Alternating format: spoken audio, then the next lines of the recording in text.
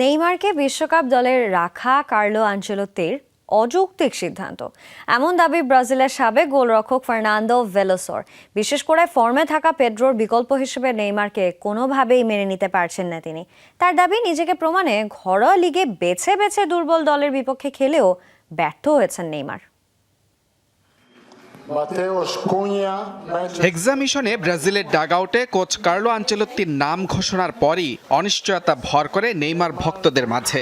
যদিও ইনজুরি আর দুর্বল পারফরমেন্সের পরও ঠিকই সেলেসাওদের বিশ্বকাপ স্কোয়াডে ডাক মেলে নেইমারের। সেজন্য অবশ্য আনচেলোত্তিকে বলি দিতে হয় পেদ্রোর মতো পরীক্ষিত ফুটবলারকে। কদিন আগেই যিনি আমেরিকার মাটিতে চেলসিকে করেছেন ফিফা ক্লাব বিশ্বকাপ চ্যাম্পিয়ন, আর তাতেই চটেছেন দেশটির সাবেক গোলরক্ষক ফার্নান্দো ভেলোসো। নেইমারকে দলে রাখার সিদ্ধান্তকে অযৌক্তিক দাবি তার। আমি বিশ্বকাপের জন্য নেইমারকে ডাকতাম না। নেইমারকে নেওয়া ও পেদ্রোকে বাদ দেয়া ফুটবল ইতিহাসের এক চরম অযৌক্তিক সিদ্ধান্ত।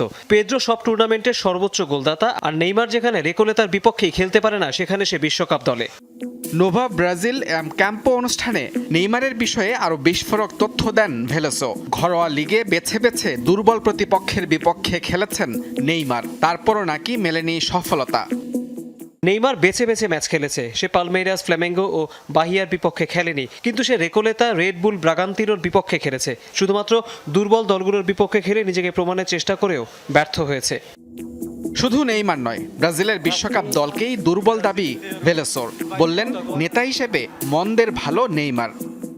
নেতৃত্ব শূন্য একটি দলে নেইমারের ডাক পাওয়াটা সমর্থকদের মধ্যে আশার সঞ্চার করেছে। তার মানে এই নয় নেইমার বিশ্বকাপে কোনো পার্থক্য গড়ে দেবে। দুর্বল খেলোয়াড়দের নিয়ে গড়া আমাদের জাতীয় দলে কোনো নেতা নেই। এমনও নয় যে নেইমারও নেতা, কিন্তু অন্তত সে একজন কৌশলগত নেতা। সে আগেও তাই ছিল। ব্রাজিলের হেক্সা মিশন শুরু হবে 14 জুন মরক্কোর বিপক্ষে ম্যাচ দিয়ে। মুজরাবেন তারেক, যমুনা স্পোর্টস।